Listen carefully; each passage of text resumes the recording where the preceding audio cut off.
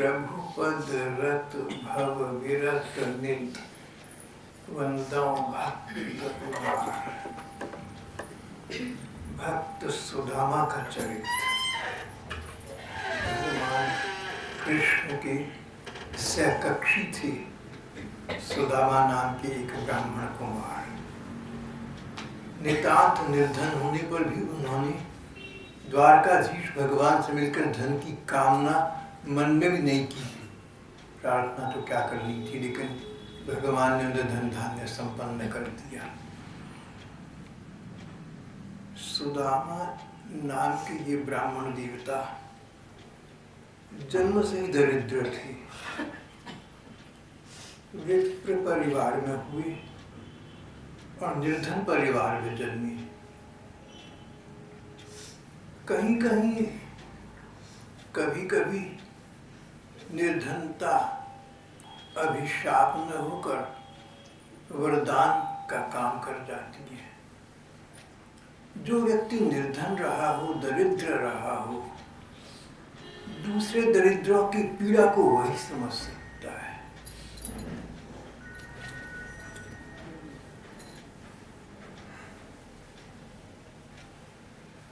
सुदामा ब्राह्मण परिवार की थी, भक्त परिवार की थी, जन्म से निर्धन थे और अपने पिता की भांति सुदामा बड़े हुए। उन्होंने अयाचित वृत्ति को ही ग्रहण किया। अयाचित वृत्ति हमारे धर्म ग्रंथ कहती हैं कि ब्राह्मण का काम ब्रह्म चिंतन करना है, परमात्म चिंतन करना है, भगवान का ध्यान करना है, वेदों का अध्ययन करना, ज्ञान प्राप्त करना और फिर उस ज्ञान का जन सामान्य में वितरित करना ब्राह्मण का कार्य है। ब्राह्मण कोई शुल्क न ले। जहाँ पर ज्ञान दान प्रदान करे ब्राह्मण, वहाँ पहले से कोई दक्षिणा निर्वाचित न करे, निश्चित न करे। जो मिल गया उसमें प्रसन्न रहे। सुदामा इस प्रकार के ब्राह्मण थे, पिता भी इसी प्रकार की थी। सुदामा ने पास में अवंतिका नाम की पुरी थी। विद्वान जन कहते हैं कि अवंतिकापुरी आजकल के उज्जैन को कहते हैं। सुदामा अवंतिकापुरी में महर्षि संदीपनी के आश्रम में दीक्षित हो गए। छोटे बच्चे थे, बालक थे, शिक्षा दीक्षा लेनी थी। तो संदीपनी ऋषि के आश्रम में इनको दीक्षा प्राप्त हो गई। वहाँ रहने लगे, गुरुकुल में रहने लगे। गुरुकुल में रहने की परंपरा इस देश में वैदिक काल से चली आ रही है। गुरु आश्रम में रहने के अनेक लाभ हैं। किसी भी जाति, किसी भी वर्ग के लोग हों, ऊंचे नीचे बीच के, गुरुकुल में सबके साथ समान व्यवहार होता है। तो बच्चों में अभिमान जागृत नहीं होता कि हम बड़े घरों के बच्चे हैं। आजकल तो कहीं कहीं ऐसे विद्यालय हैं जहाँ पर रईस घर के या बड़े अफसरों के बच्चे ही शिक्षा ले सकते हैं।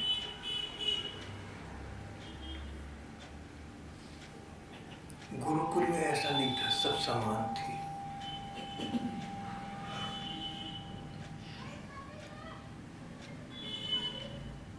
सुदामा ने अवंतिकापुरी में, उज्जैन में संदीपन ऋषि के आश्रम में प्रवेश किया और वहीं पर उन दिनों बालकृष्ण वृंदावन से मथुरा आ गए थे। तो लगभग 13 वर्ष के हो गए थे। उनको भी गुरुकुल में शिक्षा प्राप्त करने के लिए सांदीपनी ऋषि के आश्रम में अवंतिकापुरी प्रेषित किया गया। सांदीपनी ऋषि बालकृष्ण के शिक्षा गुरु हो गए। एक बात स्पष्ट समझ लेनी चाहिए कि श्री कृष्ण की कोई साधना गुरु नहीं थी। कोई संत कहें, कोई गुरु कहें कि गुरु के बिना गति नहीं होती, भगवान कृष्ण के भी गुरु थे, ये बात सच नहीं है। श्रीमद् भागवत में और धर्म ग्रंथों में केवल इतना विवरण आता है कि जब श्री कृष्ण बालक थे, 11.5 वर्ष के कृष्ण वृंदावन से मथुरा आए, कंस का उद्धार किया, माता पिता देवकी वसुदेव को कारागार से मुक्त किया। माता पिता ने पहला काम किया बच्चे को गुरुकुल भेजने का, और अवंतिकापुरी सांदीपनी ऋषि के गुरुकुल में इन्हें भेजा गया। ये शिक्षा गुरु थी। जिस प्रकार स्कूल कॉलेजेस में जो अध्यापक है वो आपके हमारे शिक्षा गुरु गए, ये साधना गुरु नहीं है। भगवत प्राप्ति करने कराने से इनका संबंध कुछ नहीं है। तो जो कोई कहे कि श्री कृष्ण के भी गुरु थे, धर्म ग्रंथों से ये बात प्रमाणित नहीं होती। गुरु की महिमा वास्तविक है, गुरु की महिमा ठीक है, पर गुरु महिमा जताने के लिए प्रमाण देना कि स्वयं भगवान कृष्ण के भी गुरु थे, ये ठीक बात नहीं है, ये सच नहीं है। सांदीपनि केवल शिक्षा गुरु थे। सांदीपनि मुनि के आश्रम में चंद्रवंश के निष्कलंक चंद्र श्री कृष्ण चंद्र भी प्रविष्ट हुए। वहीं पर सुदामा नाम के ब्राह्मण कुमार पढ़ रहे थे। श्री कृष्ण ने देखा कि गुरुकुल में बड़े बड़े धनी परिवारों के बच्चे पढ़ रहे हैं। सुदामा निर्धन परिवार के थे, सच्चे ब्राह्मण थे, कहीं से कुछ मांगते नहीं थे, तो निर्धन तो होना हुआ। अयाचित वृत्ति के थे ये भी और इनके घर के लोग भी। भगवान कृष्ण ने देखा, बाल कृष्ण ने देखा कि सुदामा बहुत अच्छे स्वभाव के हैं, वेदों का अध्ययन करते हैं, धर्म ग्रंथों का अध्ययन करते हैं, दीक्षा शिक्षा प्राप्त करते हैं, ब्राह्मणोचित शिक्षा ग्रहण करने में लगे रहते हैं। लेकिन ब्राह्मण लोग जहाँ तहाँ से दक्षिणा दान इत्यादि ले लिया करते थे, सो इनकी वृत्ति नहीं है, इसलिए ये निर्धन है। और निर्धन है तो धनी बच्चों के साथ इनका तालमेल अधिक नहीं बैठता।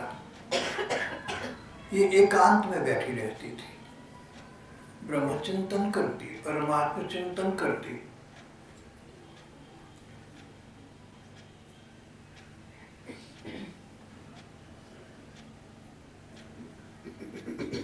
श्री कृष्ण को अनेक सहकक्षी थे, जमाती, classmates, class fellows. Shri Krishna के अनेक सहकक्षी थे। उन्हें सबसे पसंद सुदामा आई। देखा सुदामा का व्यवहार ब्राह्मणोचित है, भक्तोचित है, अच्छे बच्चों को जैसा करना चाहिए, अच्छे घर के बच्चों को जैसा करना चाहिए, ठीक प्रकार के व्यक्ति को जैसा होना चाहिए, गुणी, इस प्रकार के सुदामा है। तो श्री कृष्ण और सुदामा की मित्रता हो गई। यूं सुदामा ने अपने मन में श्री कृष्ण को मित्र इतना नहीं माना जितना पूजनीय माना। सुदामा जानती थी कि श्री कृष्ण बाल रूप में लीला कर रहे हैं, नहीं तो ये तो भगवान है। मन ही मन इनके प्रति, भगवान के प्रति जो श्रद्धा होनी चाहिए सो रखती थी। मन ही मन भगवान इनके साथ भक्तोचित व्यवहार कर रहे थे, जो भक्तों से करना चाहिए।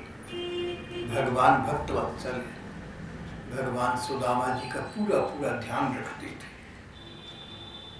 इस प्रकार श्री कृष्ण और सुदामा एक ही गुरुकुल में दोनों साथ साथ पढ़े। 2 मास बीते। श्री कृष्ण और बड़े भैया बलराम 2 महीनों में सब कुछ ज्ञान, विद्या, शिक्षा प्राप्त करके घर वापस चले गए। और कुछ समय के बाद सुदामा अपने गांव चली गई। यहाँ बात समाप्त हो गई, दोनों का संपर्क समाप्त हो गया। संपर्क, कांटेक्ट खत्म हो गया, पर संबंध समाप्त न हुआ। मन में जो नाता बन गया था दोनों का, सो तो बना रहा। नाता वही है जो मन का नाता हो।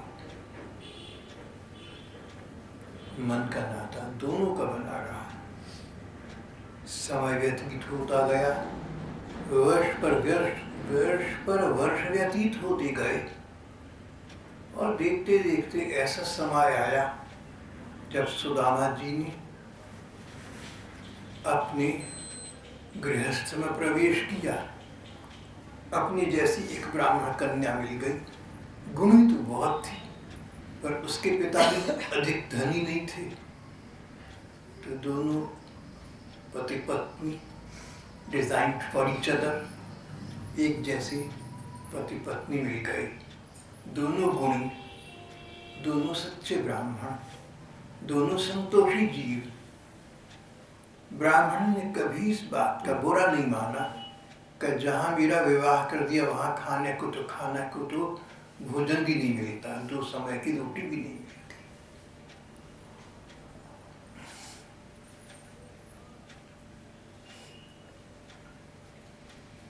टूटी फूटी झोंपड़ी, टूटे फूटे 2-4 बर्तन, और मर्यादा समाज की रखने के लिए कुछ मैली चिथड़े, बस इतनी गृहस्थी थी सुदामा जी की। जन्म से सरल थी सुदामा, संतोषी थी, किसी से कुछ मांगती नहीं थी।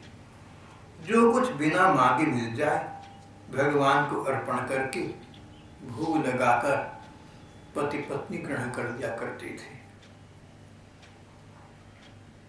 प्रायः इन पति पत्नी को अनशन करना पड़ता, उपवास भी करना पड़ता था। दोनों के शरीर क्षीण दुर्बल हो रही थी, कंकाल प्राय हो रही थी, मानो अस्थि पंजर हूँ, मानो नस जाल हूँ, मानो हड्डी के ढांचे हूँ। थिन, एमेशिएटेड, जीर्णशीर्ण अवस्था।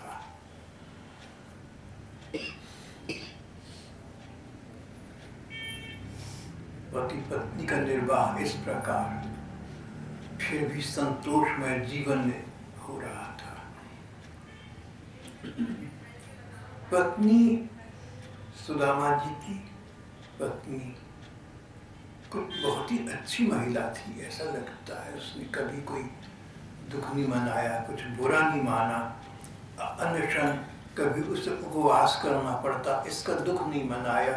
अगर उसको दुख था, वैसे तो संतोषी जीव थी। संतुष्टो येन केनचित्, जो मिल गया उसमें संतुष्ट रहना ब्राह्मणों के लिए और भक्तों के लिए इस प्रकार का विधान है। ये ब्राह्मण मिलता तो कुछ भी नहीं था, पर न मिलने में भी संतुष्ट थी। अगर इसके जीवन में कोई दुख था तो बस एक, अपने पति को दिन पर दिन दुर्बल होता देख कर से, और फिर ये देख कर के उन्हें खाने को भोजन नहीं मिलता, दुख पहुंचता था। पतिव्रता थी, पति के प्रति अपने मन में पूरी मंगल कामना रखती थी, पर कर कुछ न सकती थी।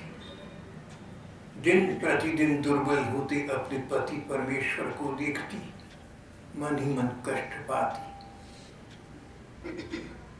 सोचती रहती थी क्या करूं, कैसे करूं। पति देव को तो 2 जो समय भोजन मिल जाए, मुझे ना मिले ना सही, इनको तो मिले लेकिन नहीं मिल रहा था।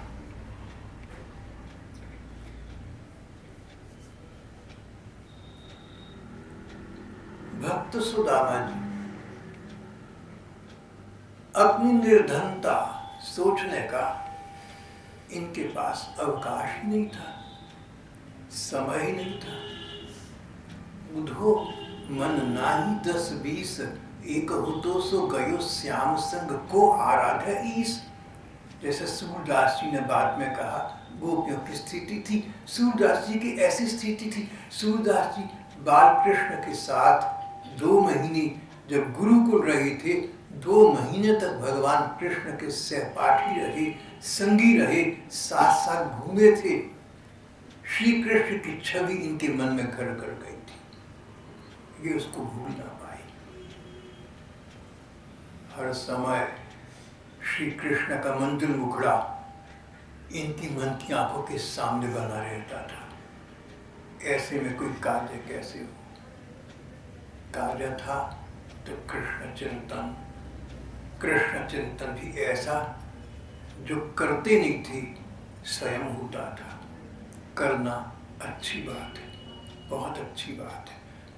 धर्म ग्रंथ कहते हैं कि जो पंचम पुरुषार्थ है, जो सर्वोत्तम कर्म है, वो भजन करना है, भगवान का स्मरण करना है। और कई ऐसे सौभाग्यशाली जीव संसार में आते हैं जिनको भगवान का स्मरण करना नहीं पड़ता, स्वयं उन्हें स्वतः स्मरण उन्हें स्वयं होता रहता है। सुदामा जी ने श्री कृष्ण की छवि एक बार ऐसी देखी कि उसको भूल ना पाई, स्वयं वो छवि नयनों के सामने आ जाती और इतनी आ जाती कि संसार का कोई कार्य करने में ये अपने को अक्षम पाती थी। कोई कामना थी मन में तो एक बस इतनी, कभी एक बार इसी जीवन में इन्हीं श्री कृष्ण को प्रत्यक्ष देखने का अवसर प्राप्त हो जाए, बस। पत्नी को कोई दुख था तो ये कि पति को दुख है, पति दुर्बल हो रही है। पति को कोई दुख था तो ये कि एक बार तो कृष्ण मिले 2 मास के लिए, पर दोबारा कब मिलेंगे कौन कहे, कौन जाने। फिर समाचार मिला कि श्री कृष्ण मथुरा से द्वारका चली गई, द्वारकाधीश हो गई, वहां पर बड़ी राजा हो गए, महासम्राट हो गए, बड़ा ऐश्वर्य है उनका।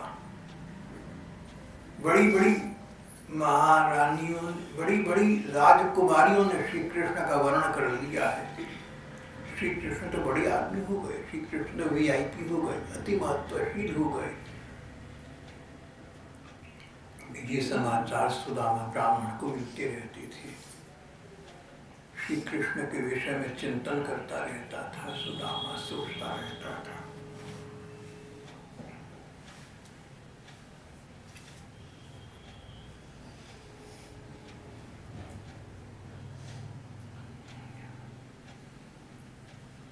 श्री कृष्ण का बराबर ध्यान करते रहते, उनके सुंदर रूप का विचार इन्हें आता रहता।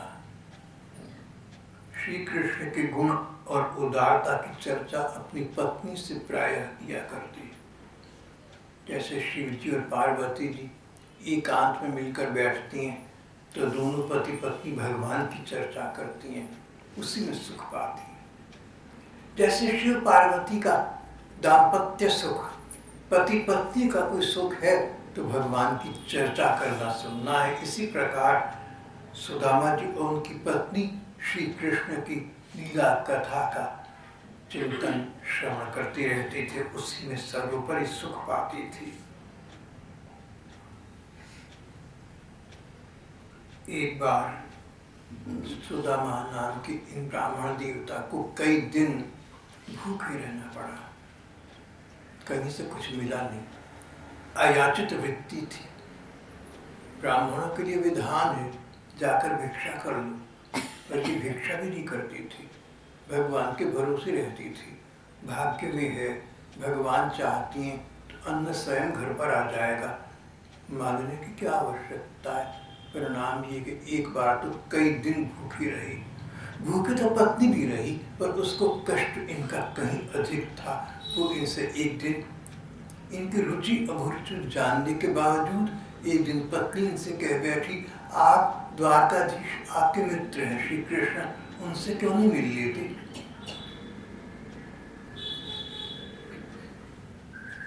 आपके कुटुंब का निर्वाह हो जाएगा।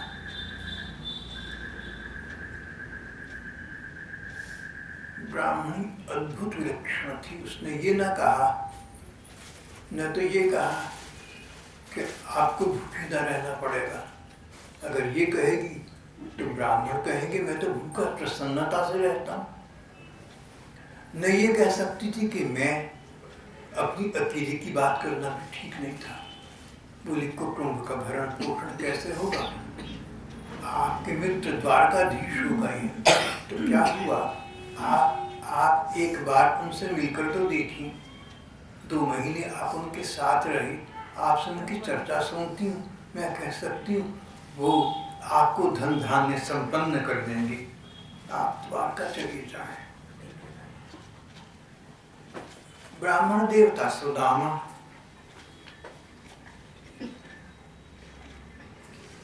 हंस पड़े, पगली, भला हम ब्राह्मण लोग हैं, धन से क्या काम, और तू कहे तो मैं भिक्षा मांग लाऊं। ब्राह्मणों के लिए भिक्षा मांगने की अनुमति विधान है। अगर श्री कृष्ण से मांगना है तो थोड़ा बहुत क्यों मांगना है, बहुत बहुत क्यों ना मांगे। श्री कृष्ण के पास अगर जाकर मांगना है तो वो कुछ क्यों ना मांगने जो केवल श्री कृष्ण ही दे सकते हैं। अपने प्रति प्रेम, अपना सतत स्मरण। अरे मांगा भी तो संसार मांगा तो क्या मांगा? दे जाचक ताजरि जाए। भगवान के पास जाकर मांगा तो उनका प्रेम मांगो। अरे पगली तू क्यों डरती है? तू कहे तो मैं भिक्षा मांगनी आरंभ कर देता हूँ, पर मैं श्री कृष्ण के पास मन में धन की कामना लेकर, मन में भी धन की कामना लेकर कृष्ण से मिलने द्वारका जाऊं, सो तो नहीं ठीक है। ब्राह्मणी ने कहा, मैं आपसे मांगने को कहाँ कहती हूँ, आप मित्र के रूप में एक बार उनसे मिल आए, इस बहाने आपको चिरभिलषित श्री कृष्ण के दर्शन का अवसर तो मिलेगा। कब से कहते हैं आप कि मैं अपने मित्र, अपने सखा श्याम सुंदर से मिलना चाहता हूँ। चलो इस बहाने से ही आपकी चिरभिलषित अभिलाषा, आपकी पुरानी इच्छा संतुष्ट हो जाएगी, पूरी हो जाएगी। ब्राह्मणी ने एक पड़ोसन से 4 मुट्ठी रूखे चिवड़े मांग लाई, एक प्रकार के चावल मांग लाई। घर में तो कुछ था ही नहीं। किसी पड़ोसन से प्रार्थना कर 4 मुट्ठी चावल मांग लाई, एक चीथड़े में बांध कर पोटली सुदामा जी को पकड़ा दी। सुदामा जी ने सोचा कि ब्राह्मणी ठीक कहती है, मैं धन तो चाहे न मांगू, पर ब्राह्मणी के कहने से जाऊंगा, इस बहाने श्री कृष्ण का दर्शन प्राप्त हो जाएगा, उनके चरण दर्शन करूंगा, उनका मुख दर्शन का लाभ प्राप्त करूंगा। इस लोभ का सुदामा समरण न कर सके। हृदय में श्री कृष्ण के दर्श की आस लिए चल पड़े उनके पथ पर। पहुंच गए द्वारकापुरी। वहां का ऐश्वर्य देखकर सुदामा हक्के बक्के रह गए। सुना था कि द्वारकाधीश हो गए हैं, पर राजा महाराजाओं का ऐश्वर्य जैसा होता है ऐसा उनके मन में कभी आया नहीं था। द्वारकाधीश श्री कृष्ण, गगन चुंबी भवन, आकाश को छूने वाले उनके भवन, स्वर्ण के कलश, रत्न और हीरा मणि की दीवारें, मानो देवराज इंद्र का स्वर्ग फीका जान पड़ता हो।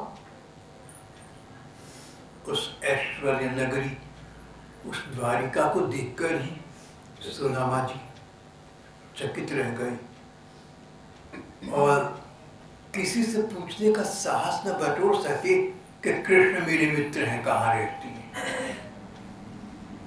आकर मन में एक अद्भुत भावना उत्पन्न हुई, क्या कहूँगा मैं किसी से, मैं द्वारकाधीश से क्यों मिलना चाहता हूँ, कौन हूँ मैं, कहाँ से आया हूँ, क्या संबंध है मेरा। कुछ कहने में संकोच होगा। तभी एक नागरिक ने इस विदेशी को देखा, निर्धन ब्राह्मण को देखा, निर्धनता की तस्वीर इस ब्राह्मण को देखा। ब्राह्मण को सम्मान करने वाले नागरिक ने पूछा, ब्राह्मण देवता, आप कहीं कुछ चाहती हैं, मैं आपकी कुछ सेवा कर सकता हूँ। नागरिक के पूछने पर सुदामा जी थोड़ा साहस हुआ, बोले भैया बटे ही हूँ, दूर से आया हूँ, जानना चाहता हूँ कि जो यहाँ द्वारकाधीश श्री कृष्ण है उनका राजभवन, उनका घर कहाँ पर है। द्वारकाधीश का भवन तो सभी को पता था। नागरिक के बताने से उस दिशा में गए, श्री कृष्ण का भवन देखा। अब तक जो द्वारका के भवनों का ऐश्वर्य देखा था, इंद्रपुरी जैसा ऐश्वर्य, ये तो उससे कहीं अधिक था। द्वारपाल मुख्य फाटक पर खड़ा हुआ था। कंगाल, चिथड़े लपेटे, मैले कुचैले ब्राह्मण को देखकर द्वारपाल को आश्चर्य नहीं हुआ। द्वारपाल को ये देखकर कि निर्धन ब्राह्मण है, आश्चर्य नहीं हुआ। जानता था कि मेरे स्वामी श्री कृष्ण ऐसे दीन जनों के अपने हैं, कोई उनका भक्त होगा। भगवान के द्वारपाल को भगवान जैसे गुणों से सिक्त होना चाहिए। पूर्व काल में जय विजय नाम के भगवान विष्णु के 2 द्वारपाल बड़ी बड़ी महात्माओं का अपमान कर बैठे थे। इस अभिमान में कहता हूं भगवान के द्वारपाल, श्री कृष्ण के द्वारपाल, प्रेम देव के द्वार के पालक, जानते थे अपने स्वामी के उदार स्वभाव को। उन्होंने निर्धन सुदामा को देखा, कंगाल चिथड़े लपेटे को देखा, सम्मान पूर्वक प्रणाम किया।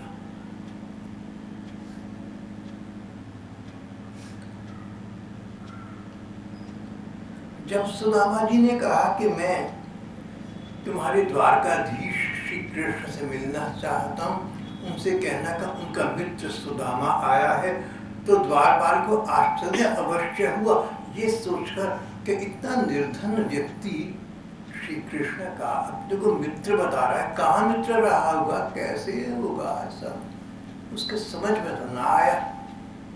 पर उसने अंदर जाकर श्री कृष्ण को संदेश दिया। श्री कृष्ण उस समय अपने भवन में शैया पर लेटे थे। रुक्मिणी जी उनके पास थी। द्वारपाल ने परंपरा के अनुसार भूमि मस्तक टेकाकर प्रणाम किया। भगवान एक फटे चिथड़े लपेटे, नंगे सिर, नंगे बदन, शरीर मैला कुचैला, बहुत ही दुर्बल ब्राह्मण द्वार पर खड़ा है। कौन है, कहाँ का है पता नहीं, आश्चर्य से चारों ओर देख रहा है, अपने को प्रभु का मित्र बता रहा है, नाम सुदामा बता रहा है।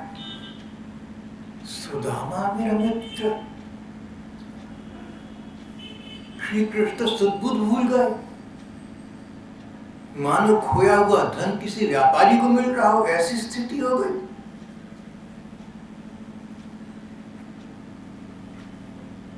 पटका गिर पड़ा, मुकुट धरा रह गया, चरणों में बिना पांव में बिना पादों का धारण किए, बिना चप्पल जूता पहने विभ्वल होकर दौड़े। द्वारपाल से कुछ नहीं कहा, मेरा मित्र सुदामा, सारी पुरानी बातें याद आ गई, भूले तो पहले भी न थी, भगवान भक्तों को भूलते नहीं, पर वो स्मृति अब तो पुनर्जीवित हो उठी, मानो चिरकाल से कोई निधि मिल गई हो, द्वार पर भागे गए,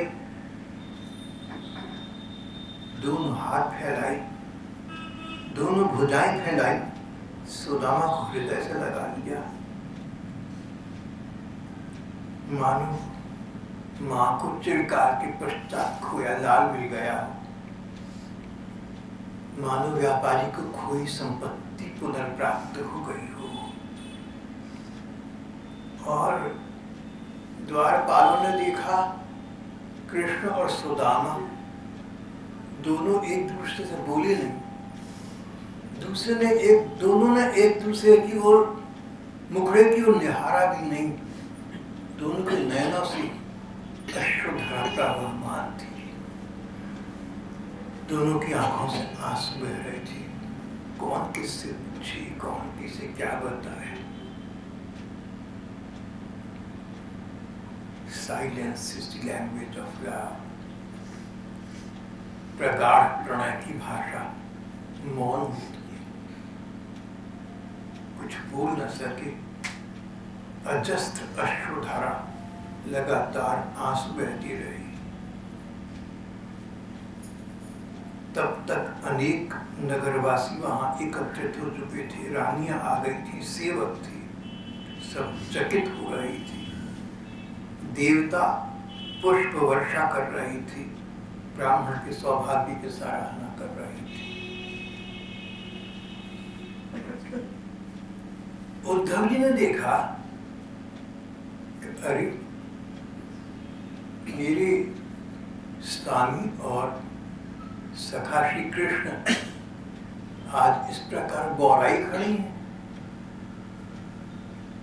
ये तो जैसे गोपिकाएं श्री कृष्ण के प्रेम में मैंने पागल देखी थी, आज श्री कृष्ण को इस सुदामा ब्राह्मण के पीछे पागल देखा, क्या हो गया? फिर सब समझ गए ये प्रेम की लीला है।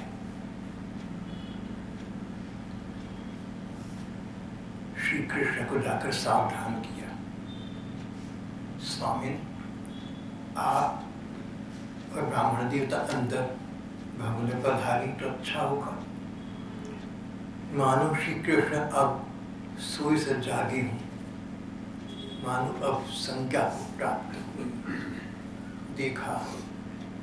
देखा उद्धव की ओर, बोले हाँ सखा तुम ठीक कहती हो। फिर मानो अचानक बोल ना गया, सुदामा से कहा ब्राह्मण देवता चलिए ना अंदर, बाहर क्यों खड़े हैं आप? दोनों हाथ पकड़कर अंदर भी चली, भवन में पधारी और उन्होंने सुदामा को उस पर्यंक पर बिठाया, उस पलंग पर बिठाया जिस पर रुक्मिणी जी के साथ स्वयं विहार किया करती थी।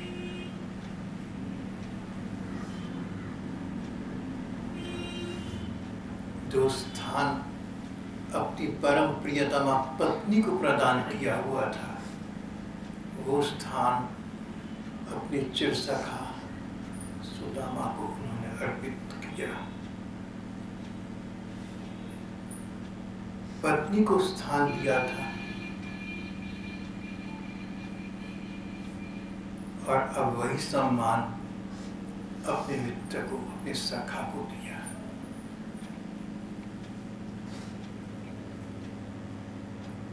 पत्नी को सम्मान दिया तो सोचा कर्तव्य है, कर रहा हूं, करना चाहिए, सो किया है।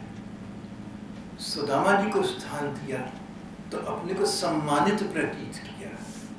हम तो गृहस्थ लोग हैं, राजा लोग हैं, संसार के ऐश्वर्य में रहते हैं। सुदामा सच्चे अर्थ में ब्राह्मण है। मन ने सोचा श्री भगवान ने कि वेदों में जो मेरी वाणी है, ब्राह्मण को, आदर्श ब्राह्मण को कैसा होना चाहिए, ये तो उसका साक्षात स्वरूप है। तभी तो नयनों में जल भर आया, ज्ञान और भक्ति का वैराग्य की मानो सीढ़ी पर खड़ी हुई सुदामा को दिखा, दिव्य पलंग पर बिठा दिया।